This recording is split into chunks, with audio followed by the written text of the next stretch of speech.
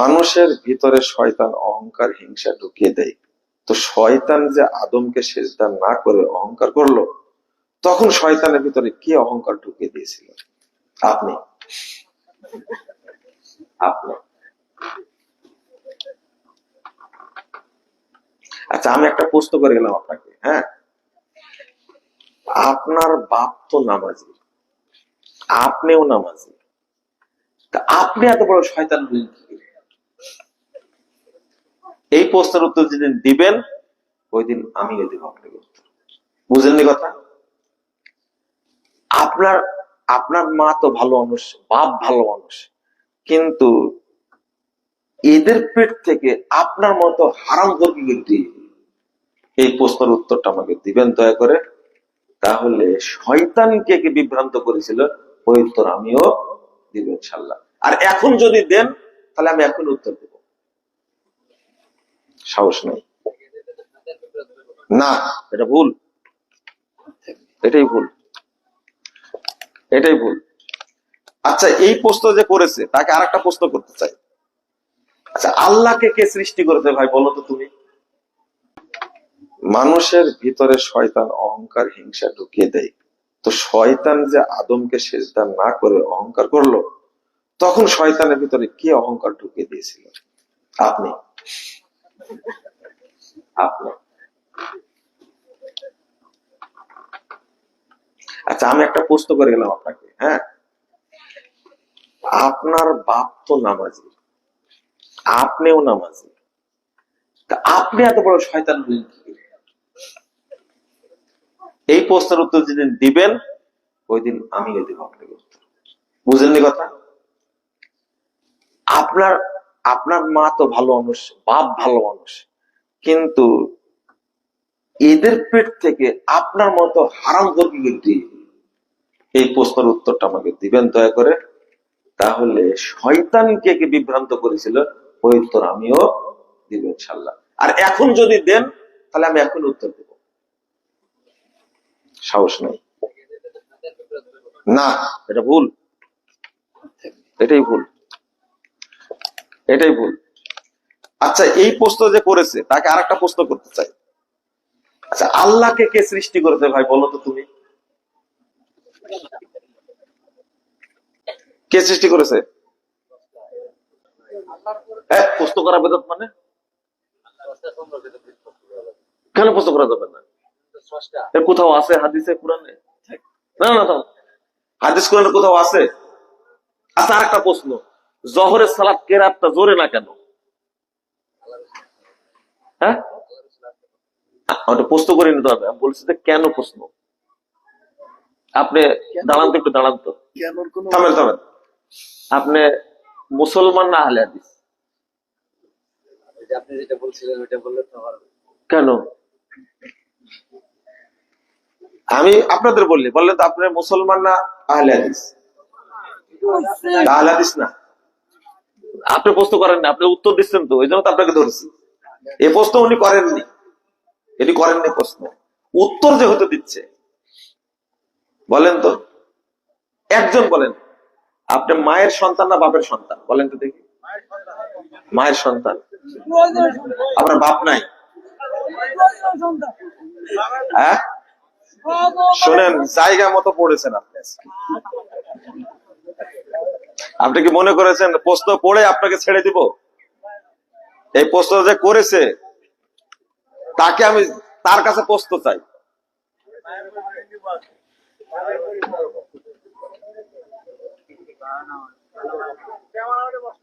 হ্যাঁ, ক্যামেরাম্যান প্রশ্ন করে, তাই না? ও আচ্ছা, ক্যামেরার ভিতরে কোনো আত্মাই নেই। বলেন, আপনার মায়ের সন্তান না বাপের সন্তান? এর কোনো উত্তর হলো? আমি প্রশ্ন করেছি আপনাকে, মায়ের সন্তান না বাপের সন্তান, তো বলছে উভয়ের সন্তান। এর উত্তর হলো? আমি বলবো না না, যে এই প্রশ্নের উত্তর দিতে পারবে না, আমি মনে করি তার মাও নাই বাপও নাই। ও শিখেন নিয়ে গেল, এটাই বলতে চাচ্ছিলাম। আপনি প্রশ্ন করা শিখলেন কোথায় থেকে? আমার কাছে এরকম আরো 150 প্রশ্ন আছে, আপনাকে কাদায় তুলবো এখান থেকে, আপনাকে কাদায় উঠাবো এখান থেকে ইনশাল্লাহ। বুঝতে পারলেন কথা? বলতে পারবেন না, খবরদার। প্রশ্ন মনে আসলেই করা যায় না, হারাম। আপনি করলেন কেন? এই যে ভাই কার একটা প্রশ্ন করি, আচ্ছা মসজিদের মেম্বার থাক 3টা কেন? কে বলেছে? আপনি দলিল দিতে পারবেন 3টা কেন? আচ্ছা আল্লাহ রাসূল, আমি বলছি আল্লাহ রাসূল কেন 3টা করেছেন সেটা উত্তর চাচ্ছি। এই দেখেন, এটা কেন 3টা করেননি এটাই তো প্রশ্ন, এই উত্তরটা চাচ্ছি। আল্লাহ রাসূল 3টা করেছিলেন তা আমিও জানি, তাই না? বই লিখে রাখছি। কেন 3টা করেছিলেন এই উত্তরটা জানতে চাচ্ছি। জবাব দেওয়া যাবে না কেন? এটা সহজ জবাব না, এটা এত সহজ। দিনের সালাত কয়টা? জোহর এবং আসর, তাই না? হ্যাঁ, জোরে পড়েন না আস্তে পড়েন? জুমা কেন জোরে পড়েন বলেন? বললাম না আপনাকে, রাসূল সাল্লাল্লাহু আলাইহি ওয়াসাল্লাম বলছেন, মা জালাসা কওমুন ইয়াযকুরুনাল্লাহ, কিছু মানুষ যখন এক জায়গায় বসে আল্লাহকে জানার চেষ্টা করে, দিন শিখার চেষ্টা করে, ইল্লা নাদাহুম মুনাদিম মিনাস সামা, আল্লাহ তখন আরশ থেকে তাদের উদ্দেশ্যে বলেন, আল্লাহ আপনাদেরকে এত ভালোবাসেন, যখন মাজলিস শেষ হয়ে যাবে আল্লাহ ডাক দিয়ে বলবেন, কুমু মাগফুরাল লাকুম, তোমরা এখন চলে যাও, তোমাদের সবাইকে মাফ করে দেওয়া হয়েছে।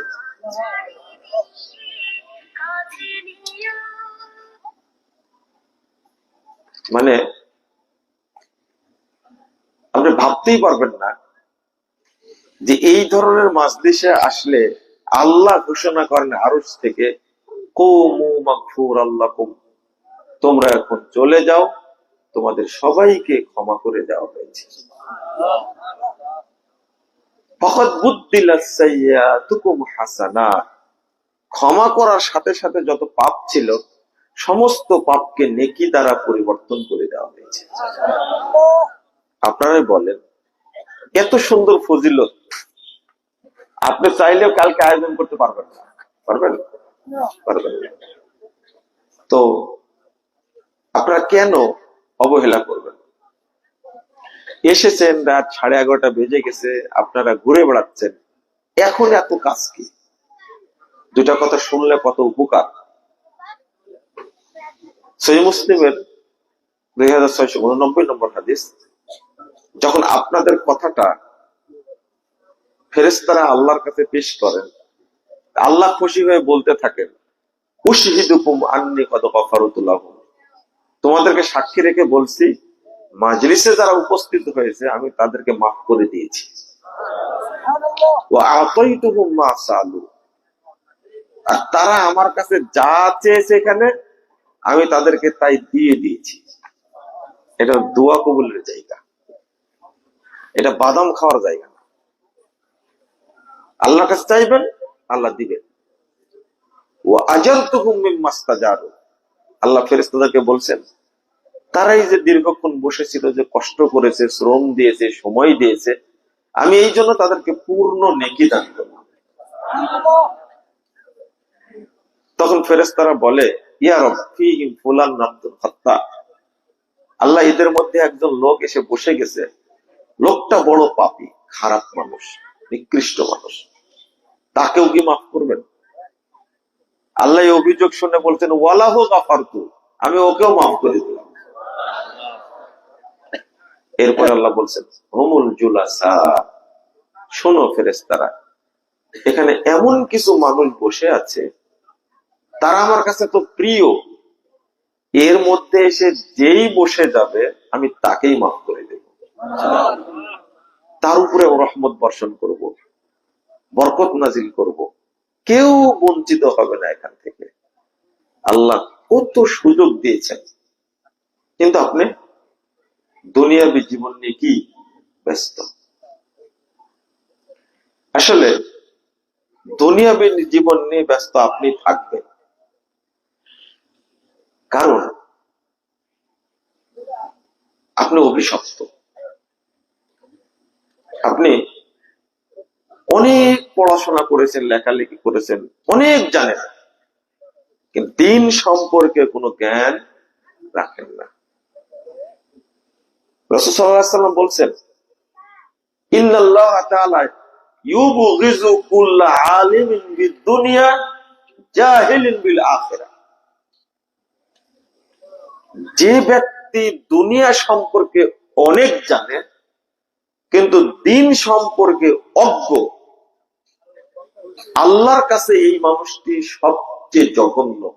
আল্লাহ তার উপরে গজব নাযিল করেন, আল্লাহ তার উপরে অভিশাপ দেন, আল্লাহ তার উপরে অসন্তুষ্ট থাকেন। আপনি কি বুঝতে পারলেন কথাটা? কত কঠিন কথা। ইউবগিযু কুল্লা আলিমিন বিদ-দুনিয়া, সায়েন্স সম্পর্কে কত ভালো জানে, নাটক সম্পর্কে কত ভালো জানে, আইন সম্পর্কে কত ভালো জানে।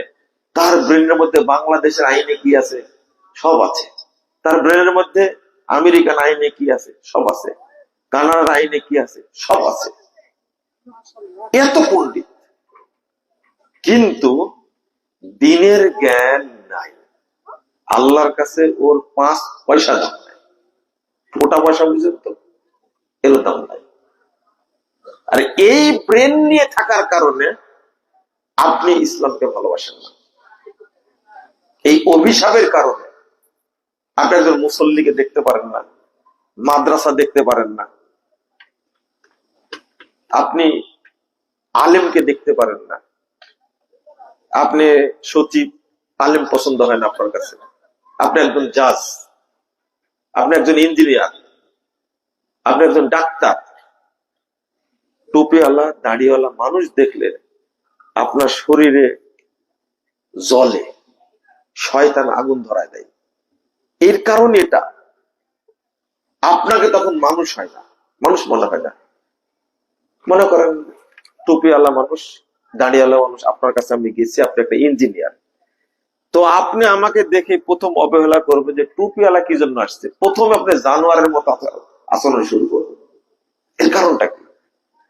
আপনাকে কি মা জন্ম দেয়নি? মাই তো জন্ম দিয়েছে। আপনার নাম জাফর ইকবাল, বাপ মা নাম রাখছে, এত সুন্দর নাম, কিন্তু পড়াশোনা করে বিশ্ববিদ্যালয়ের টিচার হওয়ার পরে বলছে শয়তান মানুষ সব বানর থেকে তৈরি হয়েছে। বুঝেননি কথা? নামটা বাপ কি রাখছে?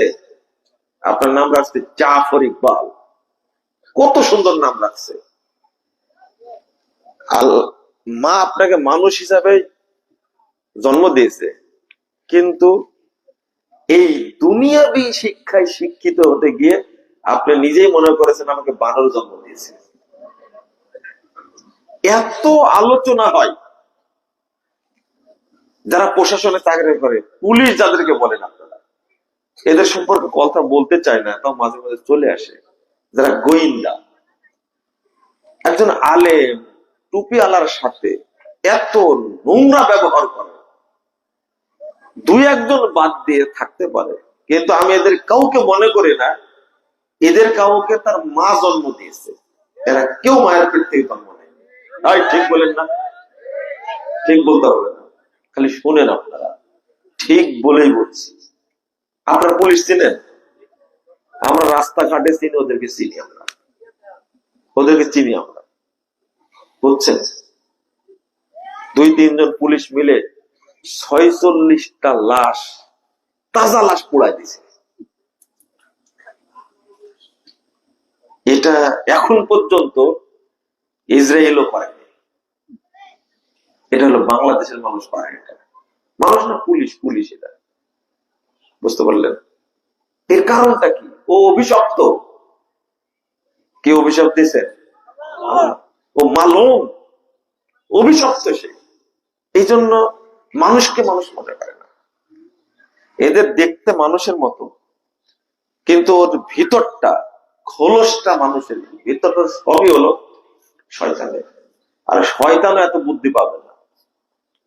এর মূল কারণটা কি জানেন? ও অভিশপ্ত। আর আপনিও আপনার সন্তানকে ওই জায়গাতে পড়ান, জায়গাতে পড়লে বানর হয়, তাই না? মাদ্রাসা পছন্দ হয় না আপনার? এটা নিয়ে আমি কথা বলি না, কারণ ওখানে পড়ানোটাকে হারাম মনে করি আমি। আমি মুসলমান, আমি মুসলিম, আমি মুমিন। আমার সন্তান স্কুল, কলেজ, এই হাই স্কুল, এগুলো তো পড়তে যাবে কেন? যেখানে বানর তৈরি করে ওরা, নিজেরাই বলছে বানর তৈরি হয়। তো ওখানে যদি আপনার সন্তান দেন, ওই সন্তানে আপনাকে বৃদ্ধাশ্রমে পাঠাবে, কোনো চিন্তা করেন না। এটা আপনার পাপ, অভিশপ্ত। চলেন যে বিষয়ে আজকে আলোচনা করবো এটা বলি। এটা একটু মনে রাখবেন। এই মাদ্রাসাটা চলছে না কি, জামিয়া সালাফিয়া রহমানিয়া নাকি? এখানে পড়ালে কি হবে? অন্তত ওযুটা করতে পারবে। কিন্তু আপনি বিসিএস ক্যাডার হয়ে পড়াশোনা শেষ করে, চাকরি শেষ করে, বয়স বেড়ে গেছে, চামড়া ঢিলা হয়ে গেছে, কিন্তু এখনো আপনি পেশাব করাতে জানেন, পেশাব করতে জানেন না, আপনি পবিত্র হতেই জানেন না, আপনি ওযু করতেই জানেন না। বুঝেন না, তাই না? আপনি এখনো জানেন না আল্লাহ কোথায় আছে, আপনি এখনো জানেন না নবী মরেছে না বেঁচে আছে। বুঝেছেন কথা? এই শিক্ষা দিয়ে কি হবে? আমার কথাটা মনে রাখেন, দুনিয়ায় সব, এটা মনে রাখেন। আল্লাহ রাব্বুল আলামিন বলছেন, ফাআম্মা মান তাগা ওয়া আসারাল হায়াতাদ দুনিয়া ফাইন্নাল জাহিমা হিয়াল মাওয়া। যারা দুনিয়াকে প্রাধান্য দিবে, প্রবৃত্তির অনুসরণ করবে, তার থাকার জায়গা হবে জাহিম নামক জাহান্নামে। ওয়াম্মা মান খাফা মাকাম রাব্বিহি ওয়া নাহান নাফসা আনিল হাওয়া ফাইন্নাল জান্নাতা হিয়াল মাওয়া। যে ব্যক্তি আল্লাহর সামনে দাঁড়ানোকে ভয় করবে। কেমনে দাঁড়াবেন আল্লাহর সামনে বলেন তো দেখি? আল্লাহ তো আপনার সবই জানেন। আপনি জেনা করেছেন, আল্লাহ জানেন। আপনি এত নোংরা খারাপ পাপ করেছেন, সেটা আল্লাহ জানেন।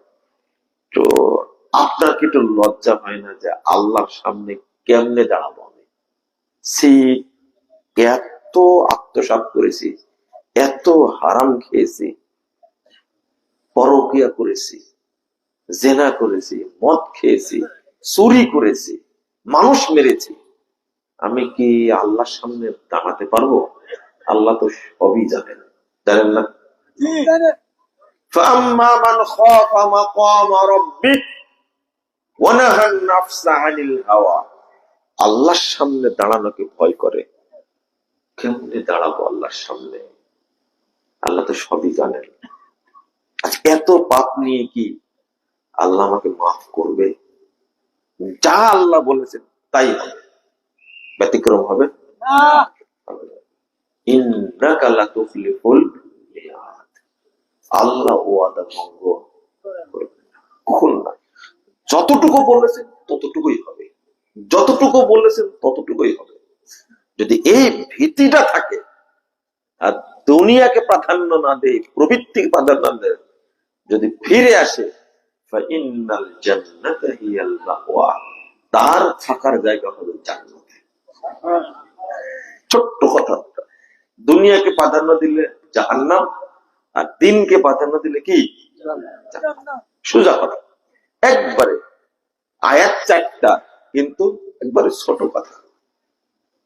আমরা যেন এইভাবে দুনিয়াকে প্রাধান্য না দিই।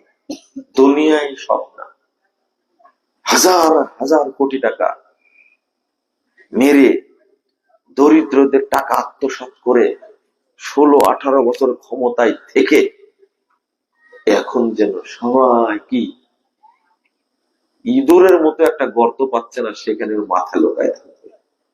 দুনিয়াতে দেখতে পাচ্ছেন আপনি, দুনিয়াতে দেখতে পাচ্ছেন, পরকালে যে কি হবে মনে রাখেন।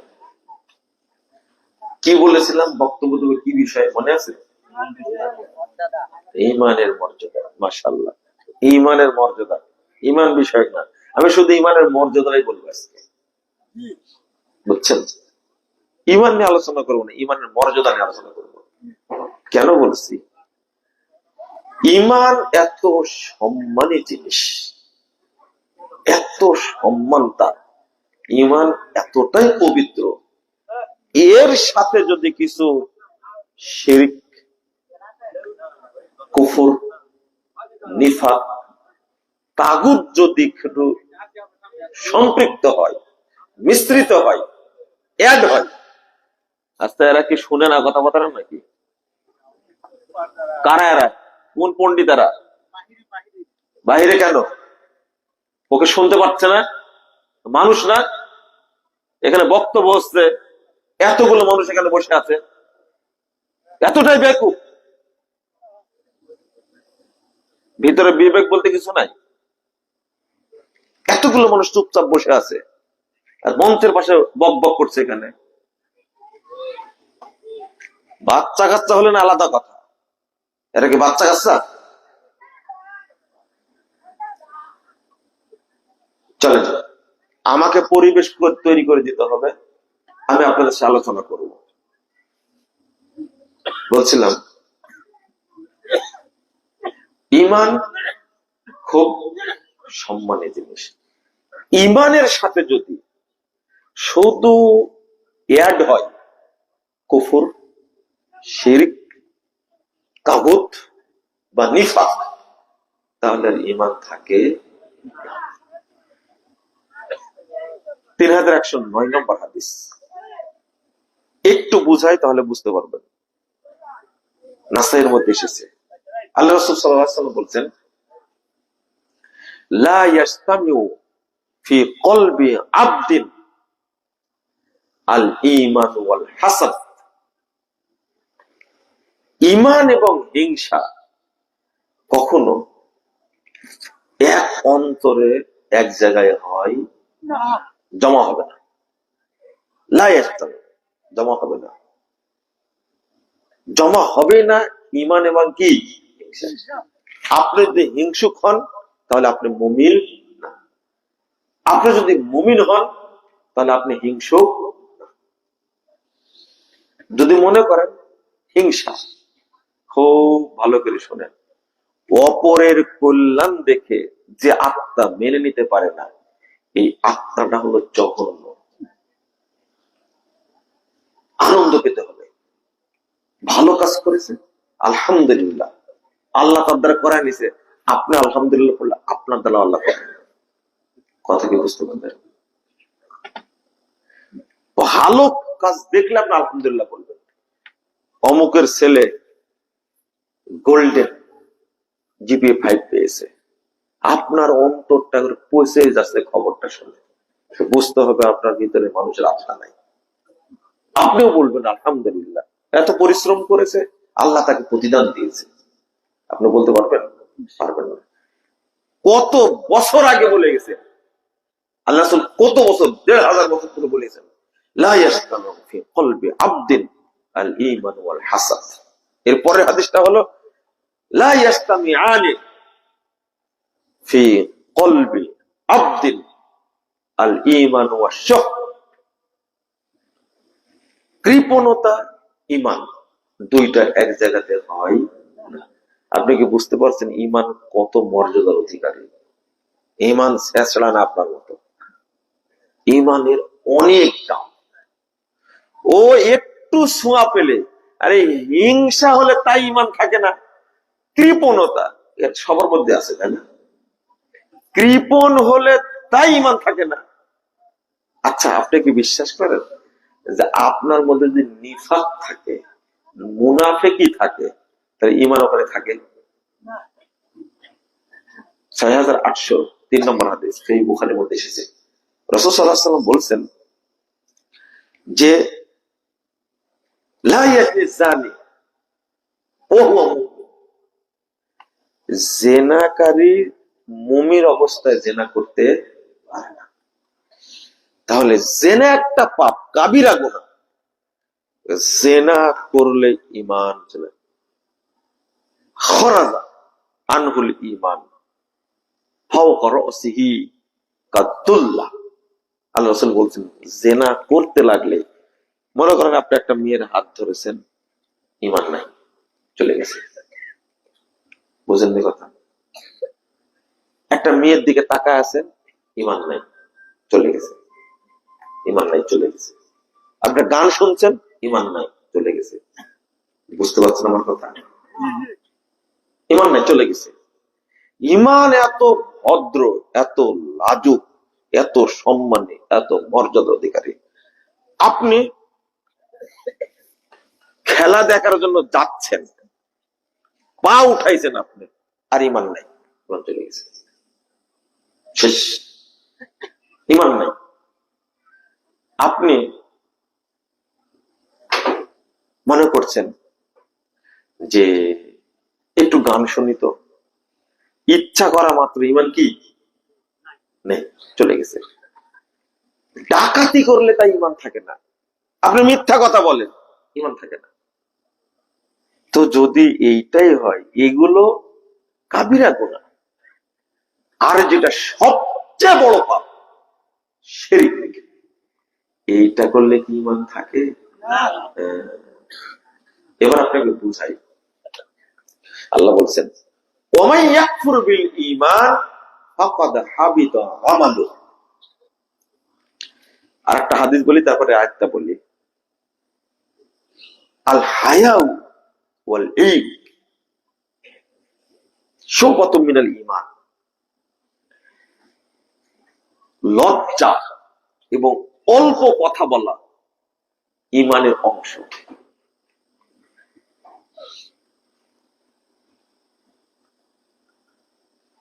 তারপরে বলছেন, ওয়াল জাফা ওয়াল বায়ানু মিন শুবাতুম মিনান নিফাক। এই যে বেশি কথা বলা আর মুখ দিয়ে অশ্লীল ভাষা বলা, এটা নিফাকের অংশ। বাংলাদেশে বহু মানুষ বলে, আমি একটু কথা বেশি বলি। বুঝেন না কথা? আমি একটু কথা বেশি, গর্বের সাথে বলে, কিন্তু কি মুনাফিক। কথা বেশি বললে ইমান থাকে না। ভারী হয়ে যাচ্ছে কথা কি আপনাদের কাছে? কথা বেশি বলবেন, ইমান থাকবে না।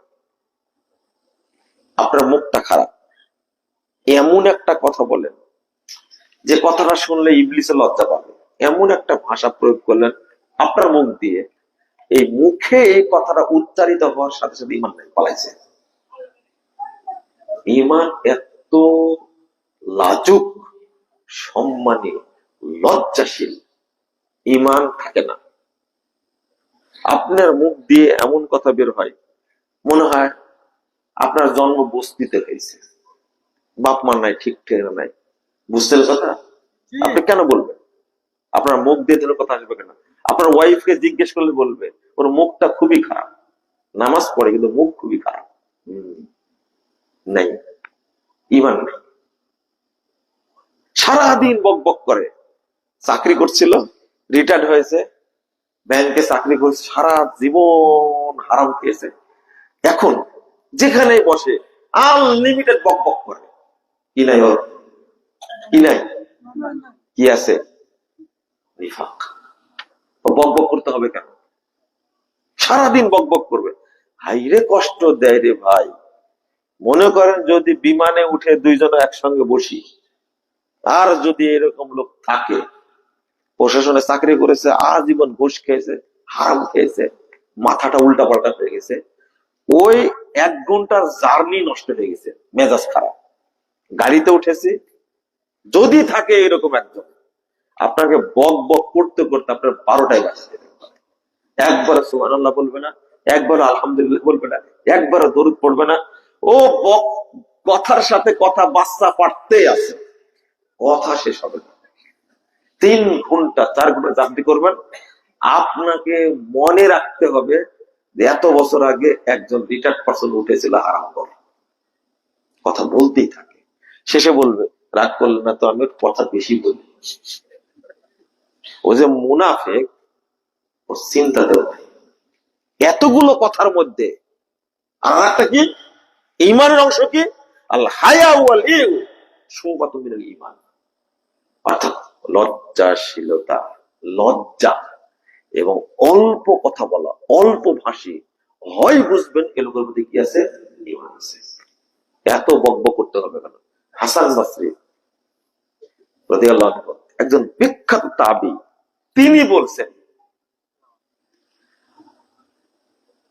মান কাসরা কালামুহু কাসরা দামবু, কাসরা দামবু, যে কথা বেশি বলে তার পাপও বেশি হলো। পাপ তো সেই করে যে মুনাফিক। তো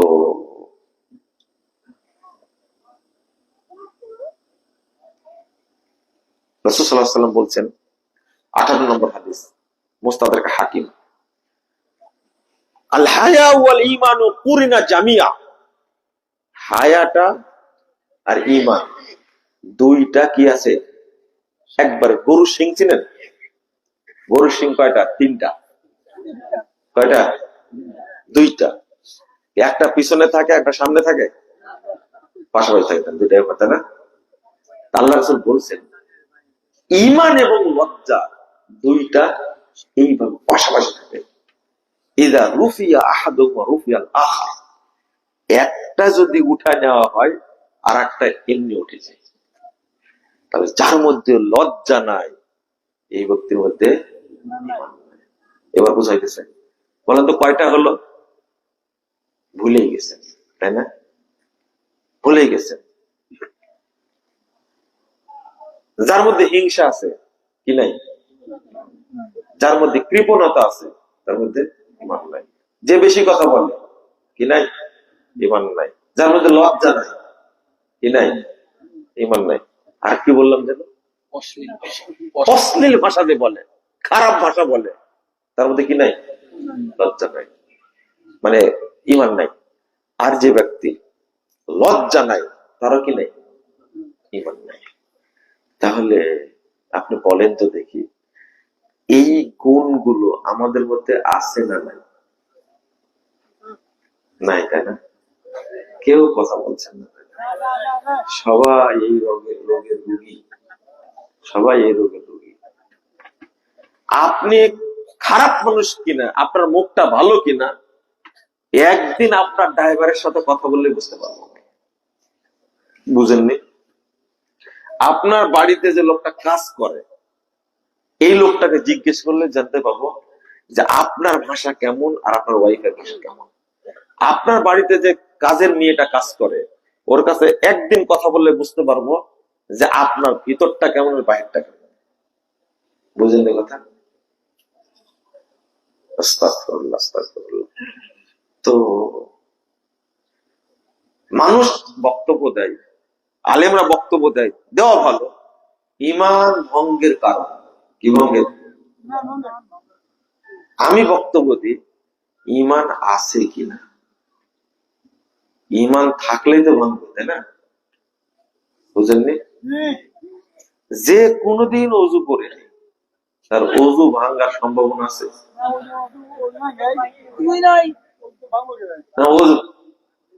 অজু নাই মানে কি? ভাষাটা ভুল হয়ে গেল। ছিল কখনো? ওই লোক কোনোদিন অজু করেনি, ভাঙার সম্ভাবনা আছে?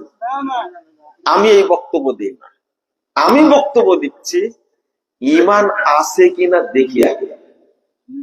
বুঝছেন কথা? যত কথা বললাম, আপনার কি মনে হচ্ছে ঈমান আছে আপনার মধ্যে? ভুলে গেছেন? ওই যে বললাম কানে গান শুনলে ঈমান থাকে না, বললাম তো, বললেন না এটা? সবাই শোনেন, এই জন্য ভুলে গেছেন। রেজাল্ট করে ভুলে গেছে। আমার পাশে বসা মনে করে দিবে না, একটা মহিলার দিকে তাকাইছেন, ঈমান আছে? পায়ে হেঁটে অন্যায় পথে যাচ্ছেন, ঈমান আছে? না না। হঠাৎ করে, আই ছেলে, তুমি তোমার বান্ধবীর হাত দিয়েছো গায়ে, নাই নাই নাই, সি সি সি, নাউজুবিল্লাহ। আস্তাগফিরুল্লাহ। একটু চিন্তা করে দেখেন তো, আপনার মোবাইলে কথা বলছে একটা মেয়ের সাথে, বলে ইমান আছে? নাই নাই নাই নাই, ইমান নাই। ইমান এত দামি আর সম্মানী জিনিস, ওকে যত্ন করতে হয়। কি করতে হয়? যত্ন করতে হয়, কোনোভাবে যেন মিশ্রিত না হয়। আল্লাহ বলছেন, ওমান ইয়াকফুর বিল ঈমান ফাকাদ হাবিতা আমালু ওয়া হুয়া ফিল আখিরাতি মিনাল খাসিরিন। ৫ নম্বর আয়াত সূরা মায়েদা। আল্লাহ বলছেন, যে ঈমানের সাথে কুফরি করে তার সব আমল কি হয়ে যায়? ও, এই তো পাওয়া গেল। ঈমানের সাথে আপনি অ্যাড করেছেন এইগুলো, সাথে সাথে যা করেছেন সব কি? বাতিল। আল্লাহ বলছেন ৮২ নম্বর আয়াত সূরা আনআম, আল্লাযীনা আমানু ওয়া লাম ইয়ালবিসু ঈমানাহুম বিযুলমিন উলাইকা লাহুমুল আমনু ওয়া হুম মুহতাদুন। যারা ঈমান এনেছে আর ঈমানের সাথে জুলুম মিশ্রিত করেনি। এই দেখেন, এখানে আল্লাহ বলতে পারতেন শিরিক মিশ্রিত করেনি, কুফর মিশ্রিত করেনি, নিফাক মিশ্রিত করেনি, তাগুত মিশ্রিত করেনি, বলেছেন কি? জুলুম মিশ্রিত করেনি। জুলুম মানে ১ নম্বরে শিরিক, আর যে কথাগুলো বললাম না সবই জুলুম। কানে আপনার গান শুনেছেন, কানের উপরে জুলুম করেছেন। চোখ দিয়ে আপনি নোংরা খারাপ জিনিস দেখেছেন, ফেসবুক খুলে ল্যাংটা মহিলা দেখতেছেন, আপনি ইউটিউব খুলে উলঙ্গ ল্যাংটা মহিলা দেখছেন। বলেন তো ইমান আছে কিনা? ছি ছি ছি, ইমান নাই। আমি আরো প্রমাণ করে দেব, একটু থামেন। আমি যেটা বলছিলাম, আল্লাহ কেন জুলুম বললেন? ওয়ালাম ইয়ালবিসু ঈমানাহুম বিযুলমিন, এগুলো সব জুলুম। এই জুলুম অর্থ হলো শিরিক, কিন্তু শিরিক ব্যবহার করলেন আল্লাহ, ও জুলুম ব্যবহার করলেন। যে ব্যক্তি ঈমান আনার পরে ঈমানের সাথে জুলুম মিশ্রিত করবে না, আল্লাহ তাকে দুনিয়াতেও নিরাপত্তা দিবেন, পরকালেও নিরাপত্তা দিবেন। এটা আল্লাহ নিজে বলছেন। আর তারাই হলে তারাই প্রকৃত মুমিন, তারাই হেদায়েত প্রাপ্ত। আল্লাহ নিজে বলছেন। কে এই ঈমানকে সংরক্ষণ করবে? এইরকম লোক পাওয়া যায় না। রাসূল সাল্লাল্লাহু আলাইহি ওয়াসাল্লাম বলছেন, ৫৮ নম্বর হাদিস মুস্তাদরাক হাকিমের মধ্যে এসেছে, ঈমান সম্পর্কে আলোচনা করতে গেলে কয়েকটা জিনিস আসে। ১ নম্বর, ঈমান আছে কিনা। ২ নম্বর, ঈমানের পাওয়ার, ঈমানের কি ক্ষমতা আছে কিনা। ২ নম্বর হলো ঈমানের নবায়ন। কি নবায়ন? ঈমান নবায়ন করতে হয়, নবায়ন করতে হয় ঈমান, না হলে থাকবে না। আল্লাহ রাসূল সাল্লাল্লাহু আলাইহি ওয়াসাল্লাম বলছেন, ইন্নাল ঈমানা লা ইয়াখলাকু ফি জাওফি আহাদিকুম কামা ইয়াখলাকু সাওব। আল্লাহ রাসূল বলছেন, তোমাদের ভিতরে, অন্তরের ভিতরে, বুকের মধ্যে, জাওফি আহাদিকুম, ভিতরে যে ঈমান আছে, এই ঈমানটা আবর্জনার মতো হয়ে যায়। ছেঁড়া কাপড় আছে না, যেমন ময়লা আবর্জনা যুক্ত, ঠিক ঈমানটা এইরকম হয়ে যায়। আল্লাহ রাসূল সাল্লাল্লাহু আলাইহি ওয়াসাল্লাম বলছেন, ফাসআলুল্লাহ, তোমরা আল্লাহর কাছে চাও, আইয়ুজাদ্দিদা ঈমানা ফি কুলুবিকুম, যেন আল্লাহ তোমাদের ভিতরের অন্তরটাকে, এই ঈমানটাকে কি করে দেন? সংস্কার করে দেন, পরিষ্কার করে দেন। ঈমানটা যেন ময়লা মুক্ত হয়, আবর্জনা মুক্ত হয়। যেমন একটা মসজিদ অনেক টাকা দেয়া করেছেন, কিন্তু মসজিদে ঝাড়ু না দিলে সালাত পড়া যাবে? বালি পড়বে, নানান ধরনের ময়লা আবর্জনা এসে কোটি কোটি টাকার মসজিদ, সালাত পড়ার বুদ্ধি থাকবে না।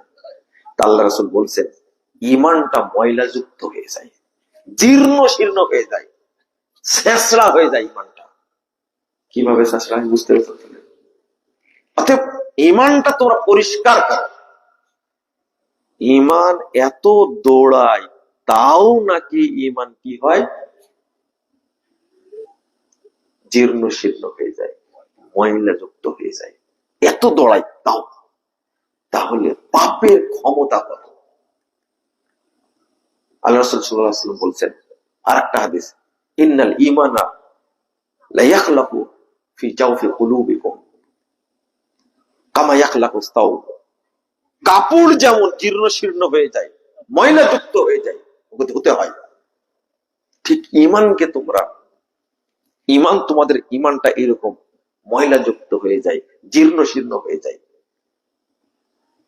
ফাতলুল আল কোরআন আল কারীম ইউজাদ্দিদু ঈমানাকুম।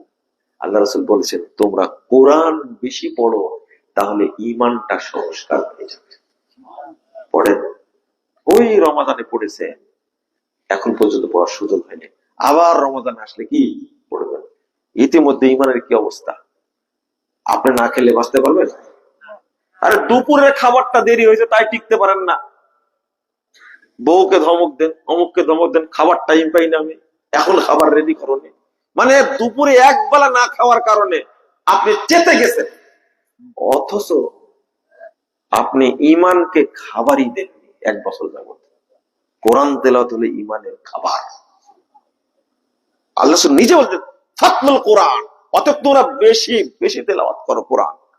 ইউজাদ্দিদু ঈমানাকুম, কোরআন তোমাদের ঈমানকে কি করে দিবে? সংস্কার করে দিবে, নবায়ন করে দিবে। আরে সাহাবীরা বলতেন ইজলিস বিনা, সহিহ বুখারীর 8 নম্বর হাদিসের অধ্যায়, ইজলিস বিনা, আসো আমাদের সাথে বসো, আসো আমাদের সাথে বসো, নুমিনু সাআহ, আমরা একটু সময় ঈমানকে নবায়ন করি। এই ভাষাটা মনে হয় আজকে শুনলেন যে ঈমানকে নবায়ন করতে হয়, বুঝেননি কথা? আলোচনা যদি করতাম একটু সুর করে, পর্দার উপরে, সুদের উপরে, খুব ভালো শুনতেন মনে হয়, না? লাভ নাই, সুদের উপরে আলোচনা শুনছেন তো 70 বছর যাব, ছাড়ছেন কি? মদ, গাঁজা, সোয়ানি, বিড়ি, সিগারেট, জর্দা, গুল, আলা পাতা, এর বিরুদ্ধে বক্তব্য শুনতে 70 বছর যাবত ছাড়ছেন কি? ছাড়েননি। এই বক্তব্যগুলো আপনার অন্তরে ঢুকবে না, কারণ আপনার অন্তরটা ঈমানি অন্তর। ওই বক্তব্য দিকে আগে অন্তরটাকে কি করতে হবে? ঈমানি অন্তর। পানি রাখার জন্য পাত্র তৈরি করা লাগে না? এটা তৈরি করলে না তারপর ওইগুলো করবেন। আপনি 80 বছর না, 80,000 বছর বক্তব্য শুনেন, আপনি 80,000 বছর, আপনার কিছুই মনে হবে না, কিচ্ছু মনে হবে না আপনার, আপনি নিজেই প্রমাণ। আপনি কত বড় মুনাফিক জানেন? কত বড় মুনাফিক আজকে প্রমাণ করে দেব আপনাকে। আপনি যে মুনাফিক প্রমাণ করে দেব।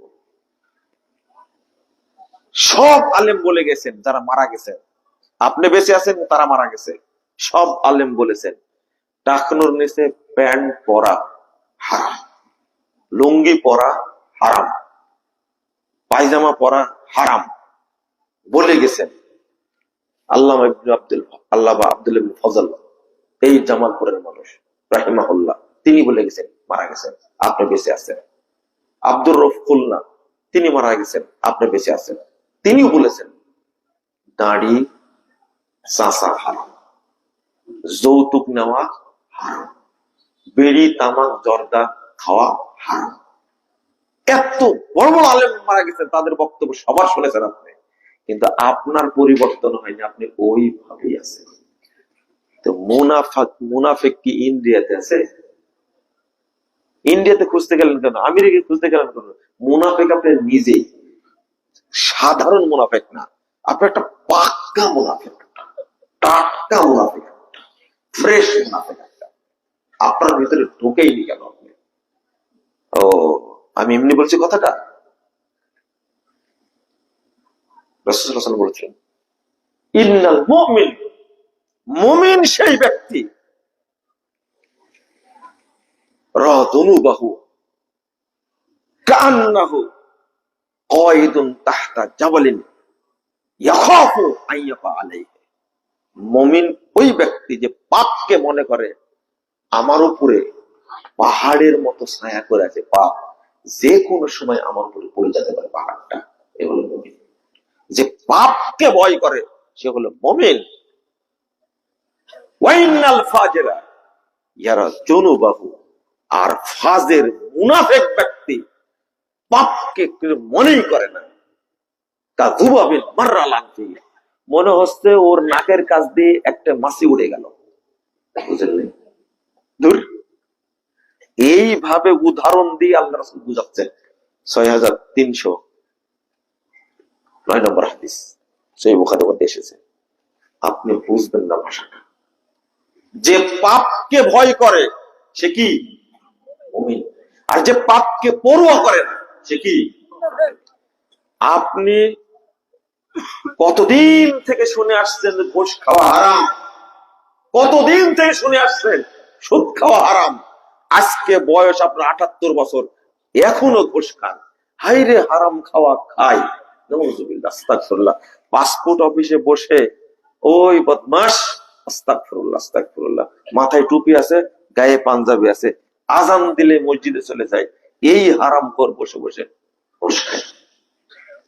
ও মুনাফিক না হলে নামাজকে সাইনবোর্ড হিসেবে গ্রহণ করতো না, মুনাফিক না হলে টুপিকে সাইনবোর্ড হিসেবে গ্রহণ করতো না, মুনাফিক না হলে দাড়িকে সাইনবোর্ড হিসেবে গ্রহণ করতো না। ভূমি অফিসে চাকরি করে, বিদ্যুৎ অফিসে চাকরি করে, কাস্টমসে চাকরি করে, সচিবালয়ে চাকরি করে, প্রশাসনে চাকরি করে, এদের সবার রক্ত কি? হারাম। পাপকে কিছু মনেই করে না। আপনাকে ধরতে পারলেই ও মনে করে যে আমার প্রমোশন হবে। নিরপরাধ মানুষ, আল্লাহ রাসূল কি এমনি বলছেন? সিনফান মিন আহলিন নার, আমার উম্মতের দুই শ্রেণীর মানুষ জাহান্নামে যাবে। এক শ্রেণী হলো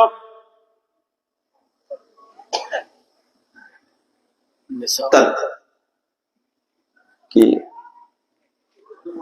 না, প্রথমটা না, আগের আগের অংশটা বলতে পারছেন না।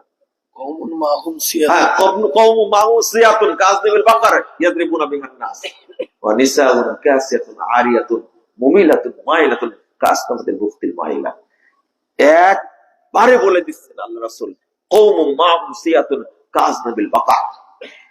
১৫০০ বছর পরে বলে গেছেন, ১৫০০ বছর বলে গেছেন যে গরুর লেজের মতো শটকা লাঠি থাকবে, এই লাঠি দ্বারা মানুষকে তারা পিটাবে। এরাই হলো পুলিশ, এরাই হলো র্যাব, এরাই হলো বিজিবি, এরাই হলো গোয়েন্দা বাহিনী, ডিজিএফআই, এরাই হলো আয়নাঘরের জনক। এরাই মানুষকে মারে। আপনি যদি মনে করেন যে ঘটনা কি এই পুলিশের কথাই বলে গেছে, জি, পুলিশের কথাই আল্লাহ রাসূল বলে গেছেন। নিরপরাধ মানুষ একটা বাড়ি দিয়েছেন আপনি, নিরপরাধ মানুষ একটা বাড়ি দিয়েছেন আপনি, আপনার জান্নাতে যাওয়ার সুযোগ কি হয়ে গেল? শেষ হয়ে গেল। ওই লোকের কাছে গিয়ে ক্ষমা নিতে হবে, তোমাকে একটা বাড়ি দিয়েছিলাম। আহারে, এই বাংলাদেশের পুলিশ ছোট ছোট বাচ্চার সামনে গুলি করে মাত্র ২-৩ দিনে ২,০০০ মানুষ মেরে ফেলেছে। ২,০০০। আরে ফিলিস্তিনে ইসরায়েলরা এত মারতে পারেনি ২-৩ দিনে। আরো নাকি মারতে বলছিল। ৫ তারিখে রাত্রিতে কোটি কোটি টাকা বিতরণ করে দিয়েছে, যাকে যেখানে পাবে হাজার হাজার মাইরে শেষ করে দিতে হবে। কত রক্ত লাগে রে ভাই। হ্যাঁ, কারা মারছে? কারা? এরা বাংলাদেশের না? এদেরকে খাওয়ায় মানুষ করছেন আপনারা। একটুকু চিন্তা করেননি দেখি মারার দরকার নাই, একটুকু ভাবেন মারার দরকার নাই। আল্লাহ রাসূল ১৫০০ বছর পরে বলে গেছে নিরপরাধ মানুষকে এমন পিটাই পিটাইছে। আহারে, তাদের কাছে এরা মানুষই না। অপরাধী মারেন, আপত্তি নাই, স্বীকারোক্তি নেবেন, নেন। কিন্তু যদি নিরপরাধ মানুষ হয়, এক বাড়ির জন্য আপনার ৭০,০০০ বছরের ইবাদত সব কি বাতিল, সব বাতিল। লা ইলাহা ইল্লাল্লাহ, আস্তাগফিরুল্লাহ আস্তাগফিরুল্লাহ। আপনারা বুঝবেন না আমি কি বলতে গেছিলাম, মনে আছে আপনাদের? হ্যাঁ, না, ইমানের নবায়ন। কি বলতে গেছিলাম? ইমানের নবায়ন। নো মিনুসা, আসো আমরা ইমানটা কি করি? নবায়ন করি।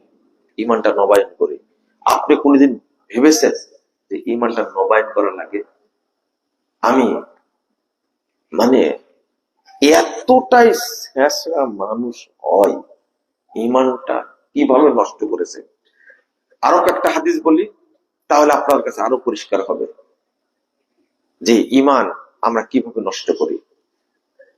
আল্লাহ রাসূল বলছেন, যে হাদিসটা অনুবাদ করতে গিয়ে চলে গেছিলাম, ওইটা আবার বলি। যিনি মুমিন তিনি পাপকে কি করেন, আর যে মুনাফিক সে পাপকে করেন। ঠিক আছে? আপনি কি ভয় করেন না ভয় করেন না? আপনি এখনো দাড়ি ছাটেন তো? কোন হুজুর ফতোয়া দিছে যে দাড়ি কেঁচি দিয়ে কাটতে হবে, খুর দিয়ে কাটতে হবে, এক মুষ্টি রাখতে হবে, দাঁত দিয়ে কাটতে হবে, দাড়ি ছেড়ে দিতে হবে? আপনাকে হায়াত পর্যন্ত গ্যারেন্টি দিলাম, একটা দলিল দেখান নবী সাল্লাল্লাহু আলাইহি ওয়াসাল্লাম থেকে তিনি দাড়ি কাটছেন, সহি হতে হবে। জাল দলিল অনেক আছে। আল্লাহ নবী কোনদিন দাড়ি ছাটেননি, কোন নবী ছাটেননি দাড়ি, কোন নবী দাড়ি ছাটেননি। আপনি হুজুরের কথা শুনলেন কেন? দাড়ি ছেড়ে দেবেন, দাড়ি ছেড়ে দেবেন। আপনারা পাপকে ভয় করলে কি এটা হয়? আবার বলছে কি জানেন, নামাজ না পড়লে ইমান ঠিক আছে। ওকে যে কি পরিমাণ মার দেওয়ার দরকার। ও এমনি কাফের, এমনি কি কাফের, নামাজ পড়ে না তাই কি কাফের। আবার বলছে আমার ইমান ঠিক আছে। কত খারাপ রে ভাই! মানে ও শয়তানের চেয়েও খারাপ, এটা বললে মনে হয় খুব একটা বাড়তি হবে, নাহলে এই কথা বলে ও শয়তানের চেয়েও খারাপ। নামাজ না পড়লে মানুষ এমনি কাফের। ও বুঝনি, একজন মানুষ ৮০ বছর যাবত নামাজ পড়ছে, একটাও কাজা করেনি, একটাও ছেড়ে দেন এক ওয়াক্ত। ৮০ বছরের মাথায় এসে ইচ্ছা করে জহরের সালাতটা পড়েনি, আসরের টাইম হয়ে গেছে, জহরের সালাতটা পড়েনি, আসরের টাইম হয়ে গেছে, এখনো কাফের। ওর জহর পড়ে কোনো কাজ হবে না। বুঝেননি কথা? এখন আসর পড়তে হলে ওকে আমি ইসলাম গ্রহণ করা লাগবে, ওকে গোসল করা লাগবে, তারপরে কাফের হয়ে গেছে, মানে ও মুরতাদ হয়ে গেছে। ৮০ বছর যাবৎ সালাত পড়েছে, একদিন ইচ্ছা করে সালাত একটা ছেড়ে দিয়েছে, আর এক ওয়াক্ত চলে এসেছে, ও আর মুসলমান না। আর তুমি শুধু রমাজান মাসে নামাজ পড়ে মুসল্লি, এ হলো তাজা কাফের একটা, সচেতন বুদ্ধিমান কাফের একটা। শোনেন, বেনামাজি কখনো অমুসলিম বলবেন না, মনে থাকবে কথা। বেনামাজিকে বেদিন বলবেন না, বেদিন বলবেন না। বেনামাজিকে আল্লাহ বলেছেন কাফের, রাসূল বলেছেন কাফের, সাহাবীরা বলেছেন কাফের, তাবেঈরা বলেছেন কাফের, তাবেঈরা বলেছেন কাফের, মুহাদ্দিস উলামায়ে কেরাম বলেছেন কাফের, যুগ যুগ ধরে উলামা কেরাম তার কাফের বলেছে। ওকে কাফেরই বলতে হবে। আপনার বাপ হলেও কাফের, আমার বাপ হলেও কাফের, ও নামাজ পড়ে না। শুধু জুমার দিনে নামাজ পড়লে কি হয় না, মুসলমান হয় না। সে মুসল্লি তাকেই বলে যে মৃত্যু পর্যন্ত অব্যাহত দাঁড়ায় সালাত আদায় করে, সে হলো কি মুসল্লি। ও কাফের। রমাজানে তারাবি পড়লে মুসলমান হয়ে যায়? কে বলেছে আপনাকে? রমাজানে সিয়াম রাখলে মুসলমান হয়ে যায়? কে বলেছে আপনাকে? এর নাম রাখছে রমাদান মুন্সি, শুকুর মুন্সি, আর একটা ঈদু মুন্সি, মানে 2 ঈদ পড়ে মাত্র। এরা মুন্সি না, এরা কি কাফের, কাফের। শোনেন, এই কাফের জানাজায় যদি আপনি জানা দোয়া করেন, আপনার কি হবে সেটা বলেন আগে। আপনার মা মরে গেছে, বেনামাজি ছিল, আপনি কাফন টাফন পরায়া মসজিদের সামনে নিয়ে দিয়েছেন, এখন জানাজা পড়েন, আগে আপনার বিচার হবে, আগে আপনার বিচার হবে। এই বেনামাজিকে কাফেরকে নিয়ে আসলেন কেন আপনি? বেনামাজিকে গোসল করানো হারাম, বেনামাজির জন্য কাফন ক্রয় করা হারাম, বেনামাজির জন্য কবর খোঁড়াই হারাম। জানাজা তো অনেক দূরে, বুঝেননি কথা? জানাজা অনেক দূরে। এখন যদি বেনামাজি মসজিদের জমি দিয়ে থাকে, আপনি তো জানাজা করবেন, তাই না? করেন, কোনো লাভ নাই। চলেন চলেন, কষ্ট হচ্ছে। আল্লাহ রাসূল সাল্লাল্লাহু আলাইহি ওয়াসাল্লাম বলছেন, ইয়াতি আলান নাসি জামান, মানুষের সামনে একটা যুগ আসবে, একটা সময় আসবে, ইয়াসতামিউনা ইয়াসাল্লুনা ফিল মাসাজিদ, মানুষ দলে দলে মসজিদে যাবে, সালাত আদায় করবে, সব মসজিদ মুসল্লি দ্বারা ভর্তি থাকবে, ওয়ালাইসা ফীহি মুমিন, কিন্তু কোন মসজিদে একজন ঈমানদার থাকবে না। সব মসজিদে কি আছে? মুসল্লি আছে, কিন্তু একজনও কি নাই? মুমিন নাই। এরা কারা? এরা মুনাফিক। এরা কারা? এরা মুশরিক। এরা কারা? এরা কাফের। সালাত পড়ে কিন্তু কি? কাফের। ঈমান নাই, ঈমান নাই। আপনি বলেন কি? রাসূল সাল্লাল্লাহু আলাইহি ওয়াসাল্লাম বলেছেন, এই হাদিসটা যেটা বললাম, মুসান্নাফ ইবনে আবি শাইবা ৩০,৯৯২ নম্বর হাদিস। আরেকটা হাদিস শুনেন, আল্লাহ রাসূল সাল্লাল্লাহু আলাইহি ওয়াসাল্লাম বলছেন, আত-তারগীব ওয়া তারহীবের মধ্যে এসেছে, ইন্নার রাজুলা লা ইউসাল্লি ৬০ সানা, আমার উম্মতের লোকেরা সালাত আদায় করবে, একজন ব্যক্তি সালাত পড়বে ৬০ সানা, ৬০ বছর যাবত, মা তুকবালু লাহু সালাত, এক ওয়াক্ত কবুল হবে না। এরা কারা? মনে হয় বুঝছেন না আপনারা, তাই না? কি কারণে কবুল হবে না? কি নাই? ঈমান নাই, ঈমান নাই, ঈমান নাই। তাহলে আপনি বক্তব্য শুনে কি করবেন? বক্তব্য শুনে কি করবেন? কবুল হবে? কবুল হবে? ঈমান নাই যা। আচ্ছা, একটা লোক ৮০ বছর তাহাজ্জুদ পড়েছে, কিন্তু একদিন ওযু করেনি, কবুল হবে না? কেন? কদরের রাতটা কবুল হবে না? কোনটা কবুল হবে না? এত সুন্দর এটা জানেন যে ৮০,০০০ বছর যদি কেউ বিনা ওযুতে নামাজ পড়ে, কবুল হবে না। ঈমান ছাড়া যদি কেউ ইবাদত করে, কবুল হবে না। এটাই তো বুঝাতে পারছে না, এটাই তো বুঝাতে পারছে না। ভাষাটা কি? ইন্নার রাজুলা লা ইউসাল্লি ৬০ সানা মা তুকবালু লাহু সালাত, একজন ব্যক্তি আমার উম্মতের ৬০ বছর ধরে সালাত আদায় করবে, কিন্তু একটা সালাত কবুল হবে না। ও হলো মুনাফিক মুসল্লি, ও হলো মুনাফিক মুসল্লি। নামাজ পড়ে, নামাজের হক আদায় করে না। রাসূল সাল্লাল্লাহু আলাইহি ওয়াসাল্লাম বলেছেন, রুব্বা মুসাল্লিন লা খালাকা লাহু ইনদাল্লাহি আযজা ওয়া জাল, কত মুসল্লি সালাত আদায় করে, কিন্তু আল্লাহর কাছে তার একটা নেকিও নাই। এই কি? মুনাফিক। মুনাফিক তো বুঝেন না আপনারা।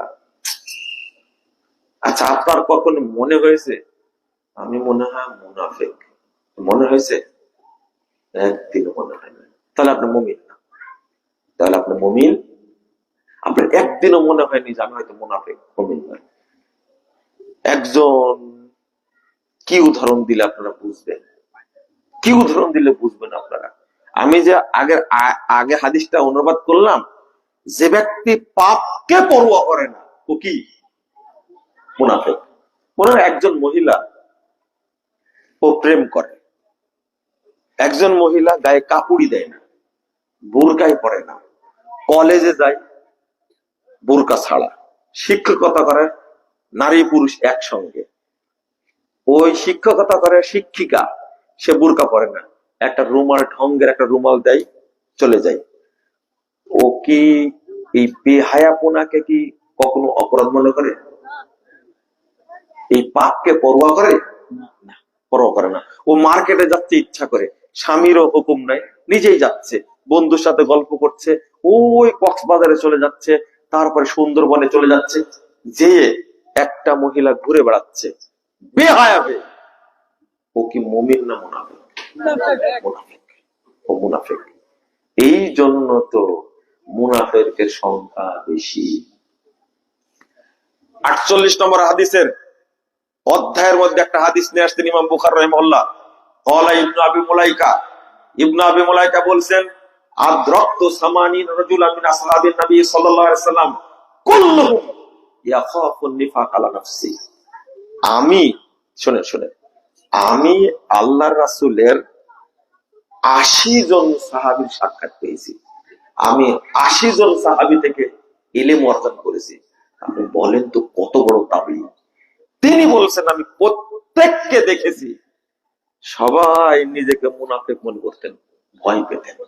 আমি মনে মুনাফিক হয়ে গেলাম, আমি মনে মুনাফিক হয়ে গেলাম, আমি কি মুনাফিক হয়ে গেলাম। কত বদের পর ও ইমানের কথা চিন্তাই করেনি, ভাবেইনি যে যে ইমান তার বিড়ির আগুন নিভাতে পারেনি, যে ইমান বিড়ি ছাড়াতে পারেনি, ওই ইমান নাকি জাহান্নামের আগুন নিভাবে। আপনি কি মনে করেন? বুঝেননি। যে ইমান তাকে হজরের সালাতে মসজিদে নিয়ে আসতে পারে না, ওই ইমান নাকি তাকে কবরের আযাব থেকে মুক্তি দিবে। এটা বিশ্বাস রাখতা? না না না, কোনোদিন না। ইমান থাকা লাগবে পাওয়ারফুল। আপনার যেমন ইমান আছে, আচ্ছা এই যে মনে করেন বিদ্যুৎ আছে কিন্তু কি নাই, ভোল্টেজ নাই, আলো হবে? আর আমি এতক্ষণ বললাম কি ইমানই নাই, তা আলো কোথায় থেকে হবে? এই কাজগুলো করছেন কেন? হজে যাচ্ছেন কেন? উমরা করতে যাচ্ছেন কেন? ওই মানুষের দেখা দেখি। ইমানের বলে এমনটা। যদি ইমানের বলে যদি আপনি হজে যেতেন, কথাটা ভালো করে শুনেন, ইমানের বলে যদি আপনি হজে যেতেন, তাহলে ইমানের বলে আপনি হারাম কাজ ছেড়ে দিতেন, ইমানের বলে আপনি পাপ কাজ ছেড়ে দিতেন, ইমানের বলে আপনি ঘুষ খাওয়া, সুদ খাওয়া ছেড়ে দিতেন, হারাম খাওয়া ছেড়ে দিতেন। আপনি ইমানের বলে হজে যান না, আপনি আবেগে যান। আর একজন যাচ্ছে তাই যান, টাকা আছে, হজে না গেলে মানুষ কি বলবে এই জন্য যান, ইমানের বলে যান না।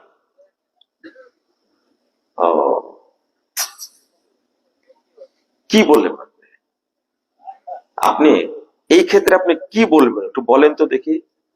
আজান হলো ফজরের, আগে বুঝাই। আচ্ছা, করোনা, বাচ্চারা কতটা মরেছে করোনায় আর বুড়ারা কতটা মরেছে, সংখ্যা কাদের বেশি? হ্যাঁ, বুড়াদের সংখ্যা বেশি, তাই না? আর বাচ্চাদের মরার সংখ্যা কি নাই। আপনি এই এলাকায় একটা দেখাতে পারেন করোনায় মারা গেছে, কেন জানেন? কেন? ওদের করোনা হয়েছে কিন্তু ওদের অ্যান্টিবডিটা অনেক বেশি, অনেক কি বেশি। করোনা ধরেছে ওকে কিন্তু কিছু করতে পারে, কিন্তু বুড়ারা মরেছে কেন? অ্যান্টিবডি নাই, খুবই কম, এই জন্য করোনা ধরেছে মরেছে। ঠিক যে ইমানের অ্যান্টিবডি বেশি, সেই ইমানের পাপ প্রতিরোধ ক্ষমতাও বেশি। কথা কি বুঝতে পারলেন? তাহলে আপনার ইমানটা কত ছেঁচড়া এবার চিন্তা করেন। আপনার ইমানটা কত ছেঁচড়া। আপনার ইমান দ্বারা আপনি মহিলার দিকে তাকানো থেকে বিরত থাকতে পারেন না। আপনার ইমান দ্বারা আপনি ঠিক মতো সালাত ওয়াক্ত মতো পড়তে যেতে পারেন না। আপনার ইমানের কারণে আপনি চেষ্টা করবেন যে আমি বিড়ি খাবো না, মদ খাবো না, গাঁজা খাবো না, বিপর্দয় হয়ে চলবো না। ইমান যদি আপনাকে এগুলো থেকে বিরত না রাখতে পারে, তাহলে আপনি বুঝবেন এই ইমান দ্বারা কিয়ামতের মাঠে আপনার উপকার হবে না। আজকের প্রেক্ষাপটটা এইরকমই। হাজী সাহেব হজ করে আসছে, যত আকাম কুকাম সবই করে। আচ্ছা বলেন তো দেখি এর মধ্যে কি ইমান আছে? হাজী একটা সাইনবোর্ড, কি আলহাজ রেজাউল করিম, আলহাজ রফিকুল ইসলাম, এই যে আলহাজ, এই আলহাজটাও ওর সাইনবোর্ড। আমি শিরিকের আলোচনাতে এখন যাইনি, আমি শুধু বললাম যে আমরা যে সালাতটা আদায় করি, ইবাদত গুলো কবুল না হওয়ার পিছনে কারণটা কি? সব মুসল্লি কিন্তু একজনও কি নাই, ইমানদার নাই, একজন ইমানদার নাই। এই হাদিসগুলো আপনাকে কষ্ট দেয় না? এই হাদিসগুলো নিয়ে আপনি চিন্তা করেন না? একটু ভাবেন না? আপনি ভাবেন না? হুজুর মানুষ তাই জর্দা ছাড়েনি। সন্ত্রাসীরা মদ খায় জঙ্গলে, কোথায় খায়? বিড়ি খায় বোকারা, জামাত করে খায় রাস্তার পাশে। আর হুজুর এত খারাপ, ও জর্দা খায় মেম্বারে বসে। বেশি খারাপ কে? ওর লজ্জা করব নাই। আপনি কি মনে করেন ও যে জর্দা খায় ওর মধ্যে ইমান আছে? গুল খায় হুজুর। আমাকে একজন বলছে যে গুলের বিরুদ্ধে এত ওয়াজ করলেন, আপনি কি জানেন গুল খাওয়ার ফজিলত কি? আমি বললাম যে ফজিলত তো জানি না। তখন বলছে জানবেন কিভাবে? আনবিত করে। যখন গুল মুখে দিয়ে সালাতে দাঁড়ায় তখন তেলাওয়াতটা হয় একবারে মধুর সুর। আমাদের ব্যাগ ওসমান ওজুই নেই, তেলাওয়াত করে কি করে? রোজু আসে?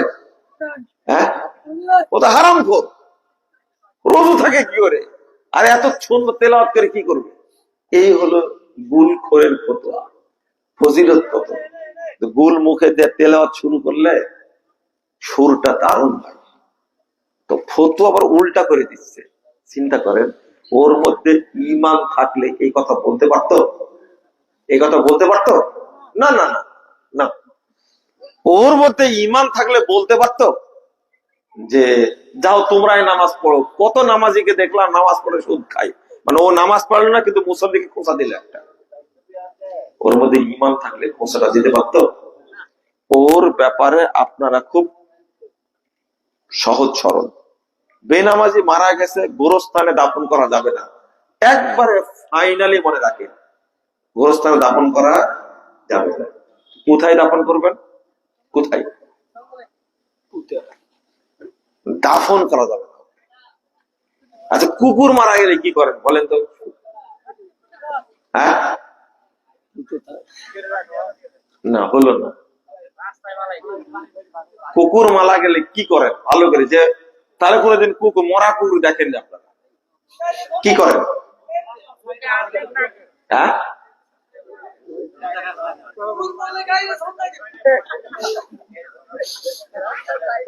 না না, হচ্ছে না, হচ্ছে না, না হলো না। এই দেখেন উত্তরটা দিছে। কুকুর মরে গেছে, প্রথম কাজ করেন কি? আগে ঠ্যাঙ্গে দড়ি বাঁধে। এটা বললেন না কেন? তাহলে আপনার এলাকায় গলায় বাঁধেন, বাঁধেন তো এক জায়গায়, ঠ্যাঙ্গে হোক গলায় বাঁধেন তো। এটা বলছেন না কেন আপনারা? আমি বলতে চাচ্ছি এই বেনামাজিকে খাটিয়ার উপরেও রাখা যাবে না। এই খাটিয়ার উপরে রাখেন কাকে? মুসল্লিকে রাখেন না তো। ওই জায়গায় কেন রাখবেন বেনামাজিকে? ও কাফেরকে রাখবেন কেন? ঘাড়ে তুলবেন আপনি? ঘাড়ে তুলবেন? ওই কাফের লাশ ঘাড়ে তুলবেন কেন আপনি? আরে ভাই, বুঝেননি আপনারা? সাধারণ অমুসলিম বেদিন আর এই বেনামাজির বেদিনের মধ্যে কত পার্থক্য জানেন? এ হলো মুরতাদ, একে হত্যা করা ফরজ। মুসলিম সরকার একে হত্যা করবে, এটাই হলো বিধান। নামাজ পড়েনি মেরে ফেলে দিবে, নামাজ পড়ে না কাফেরও মেরে ফেলে দিবে, ও মুরতাদ। কিন্তু একজন বেদিনকে হত্যা করা আপনার উপর ফরজ না। মারবেন কেন তাকে? ও তো কর দিয়ে বাংলাদেশে থাকে, ওকে মারবেন কেন আপনি? কিন্তু এই বেনামাজি মুরতাদ কত গুণ খারাপ, একে মারতেই হবে। মুসলিম সরকার থাকলে একে মেরে ফেলবে, এটা হলো সরকারের বিধান। তো আপনি ওকে ঘাড়ে তুলে নিয়ে যাবেন, আগে দড়িটা বাঁধবেন, বেঁধে শেষরা নিয়ে যাবেন, ওই জায়গায় নিয়ে যাবেন যে জায়গায় মানুষ যায় না। ওর গৌরব যেন কেউ জিয়ারত করতে উদ্দেশ্য। আর কবর করবেন না, পুঁতবেন। পুঁতা বোঝেন তো? হ্যাঁ, গর্ত করে পুঁতে মাটি চাপা দেয় মেরে দেবে, ওই কবর করতে হবে না। এটা হলো বেনামাজি। নামাজ পড়ে না এই পাপটাকে সে পাপী মনে করে না। নামাজ পড়ে না পাপটাকে সে পাপী মনে করে না। এত খারাপ জানোয়ার সে। আবার বলে আমি নামাজ না পড়লেও আমার ঈমান ঠিক আছে। বুঝতে পারলেন কথা? জাযাকুমুল্লাহ খায়রান। অনেক কথা বললাম, শিরিকের মধ্যে আর ঢুকলাম না। আমি শুধু বোঝালাম ঈমান যেন নষ্ট, ঈমান যেন নষ্ট না হয়। এত প্রশ্ন অনেকে দেয়, সব একাই প্রশ্ন করেছে। এতগুলো প্রশ্ন একজনে করেছে সব। আমি শুরুতেই বলি, এই প্রশ্ন, এই উত্তরগুলো আমরা অনেক দিন থেকে সংগ্রহ করেছি, করে 2টা খণ্ড বের করেছি আমরা প্রশ্ন উত্তরের। কয়টা? 2টা। এখানে 2630টা প্রশ্নের উত্তর আছে। আমি মনে করি এখানে যত প্রশ্ন আছে এইগুলো আছে, আছে মধ্যে। নতুন প্রশ্ন মনে হয় আপনি করতে পারেন। আধুনিক প্রশ্নের জন্য 700 পৃষ্ঠা, 1300 প্রশ্ন শুধু আধুনিক বের করা হয়েছে। আপনারা এটা সংগ্রহ করে বাড়িতে রাখবেন। আমি দিব, উত্তর দিব, টেনশন করেন না, আমি দেবো, কিন্তু কথাটা শোনেন। আর সালাদটা শুদ্ধভাবে আদায় করার জন্য আপনারা জাল হাদিসের কবলে রাসূল সাল্লাল্লাহু আলাইহি ওয়াসাল্লাম এই বইটা সংগ্রহ করার চেষ্টা করবেন।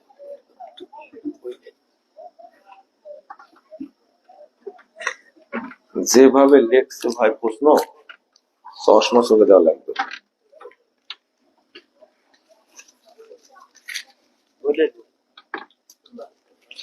জর্দাক্ষর ইমামের পিছনে জেনে শুনে সালাত পড়া যাবে কি? যাবে, যাবে। কিন্তু আপনার কাছে প্রশ্ন আমার, এই জর্দাক্ষরকে ইমাম বানালে কে? আমি? কে বানাইছে?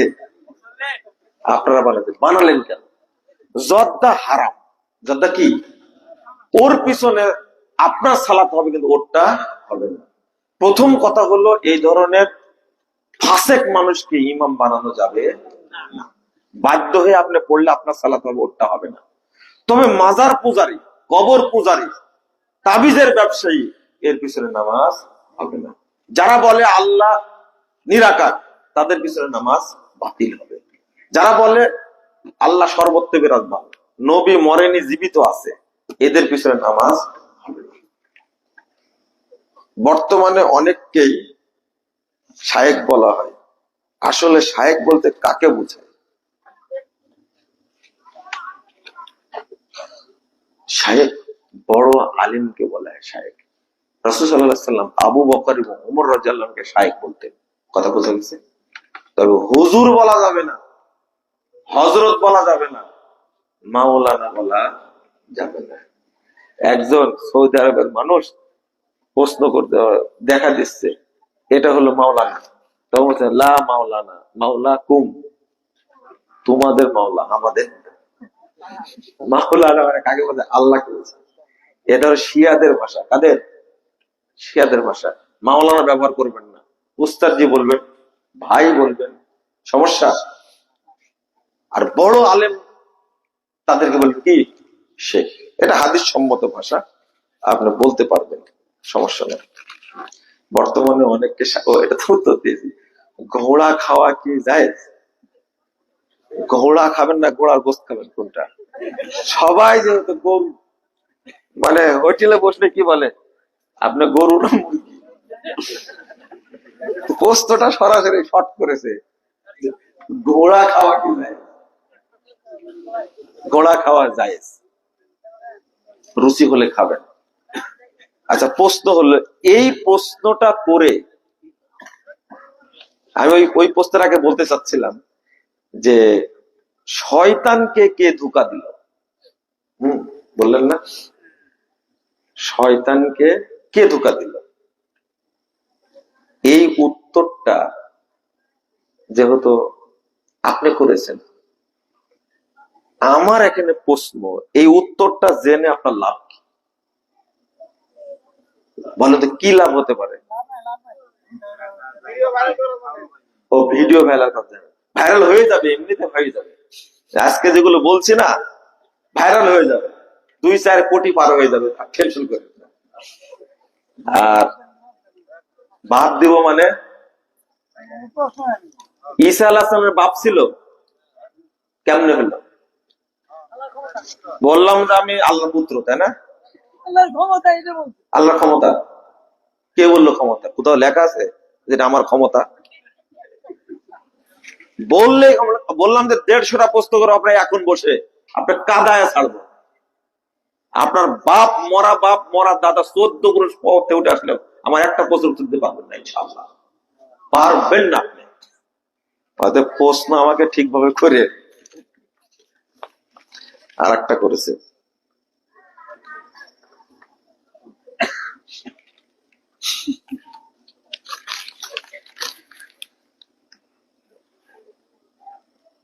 বিকাশের টাকা আনা নেওয়া করা, আধুনিক যানবাহন, শেষে কি বলবে এটা বলতে পারেন? আপনারা কিন্তু কোন হাদিসের বাহিরে কাজ করেন না। ও এরকম জাহেল আছে তাহলে এখানে। আচ্ছা, সব হাদিসের আলোকে করি, কিন্তু বিকাশে টাকা নেওয়া এইটা হাদিস কোথায় আছে? আধুনিক যানবাহন, তাই না?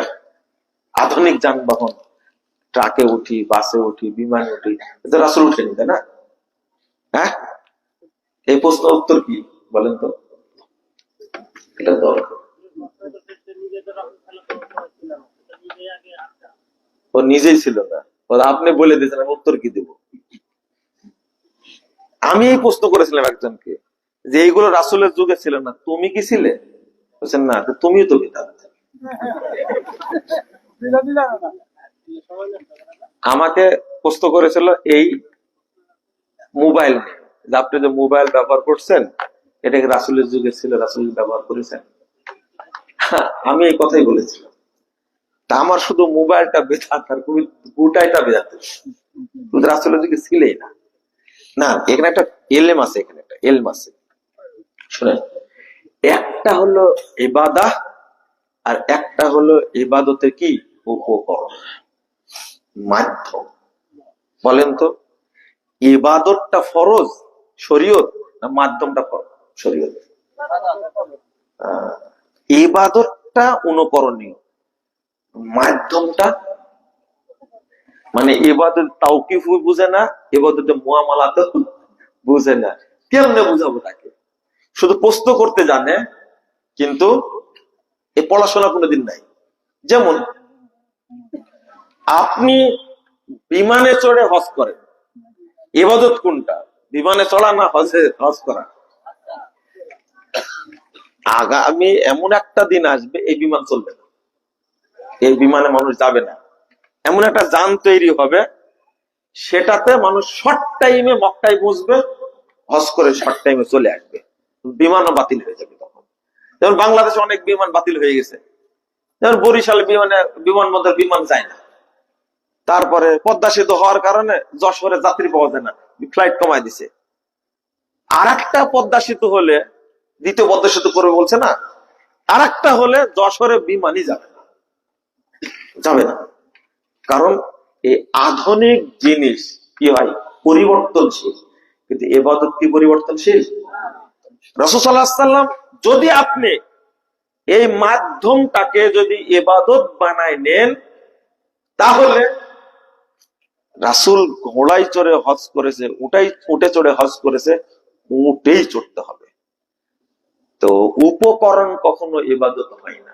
কথা বুঝতে পারছেন কি? এই যে বক্তব্যটা দিচ্ছি, এই বক্তব্য প্রচার উপকরণ কোনটা? এটা, তাই না? বিদ্যুৎ না থাকলে এটা ছাড়াই চলবে বক্তব্য, তাই না? হ্যাঁ, তো এটা যদি না বুঝেন আপনারা, এই যারা বুঝে না জাহেল, তারা এই প্রশ্নগুলো করে। জাযাকুমুল্লাহ খাইরান। ইমাম বুখারী রাহিমাহুল্লাহ তো আমরা সবাই মানি। এখন প্রশ্ন হলো, উনি কি কোন মাযহাব অনুসরণ করতেন? আর উনি কত রাকাত তারাবি করতেন?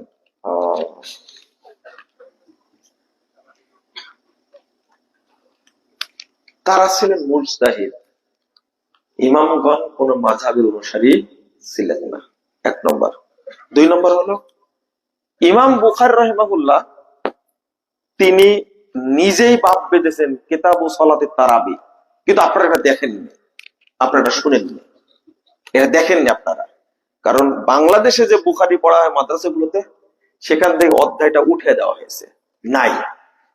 কিন্তু পৃথিবীর সব প্রেসে যে বুখারি ছাপানো হয়েছে সেখানে অধ্যায়টা আছে, কিতাব ও সলাতে তারাবি, তারাবি সালাতের অধ্যায়। এখানে ইমাম বুখারী 11 রাকাতের হাদিস নিয়ে আসছেন। এটা থেকে প্রমাণ হয় ইমাম বুখারী 11 রাকাত পড়তেন। তার একটা কিতাবের মধ্যে, তারিখের মধ্যে একটা হাদিস আসছে 20 রাকাতের। এইটা উল্লেখ করে বলে যে ইমাম বুখারী নিজেই 20 রাকাত পড়তেন, অথচ সেই হাদিসটা নিয়ে আসছেন কি জন্য এটাই জানে না। আল্লাহ যেন বুঝার তৌফিক দান করে। ঠিক আছে, শুকরিয়া। অনেক প্রশ্ন করলেন, উত্তর দিলাম। বই নিবে না মানুষ, এত যারা প্রশ্ন করতে পারে তারা বই নিবে? যাদের সম্ভব, আপনার সালাতের বই আছে, আকিদার বই আছে, আর পড়ার মতো সুন্দর একটা বই আছে। যারা ফাজাইলে আমল পড়েন, আপনারা পড়বেন আমলে সলে 2টা খণ্ড, পড়তে খুব ভালো লাগবে ইনশাআল্লাহ। জাযাকুমুল্লাহ খাইরান ওয়া বারাকাল্লাহু ফিকুম। পড়েন, দোয়া পড়েন, সুবহানাকা আল্লাহুম্মা ওয়া বিহামদিকা আশহাদু আল্লা ইলাহা ইল্লা আনতা আস্তাগফিরুকা ওয়া আতুবু ইলাইকা। আসসালামু আলাইকুম ওয়া রাহমাতুল্লাহি ওয়া বারাকাতুহু।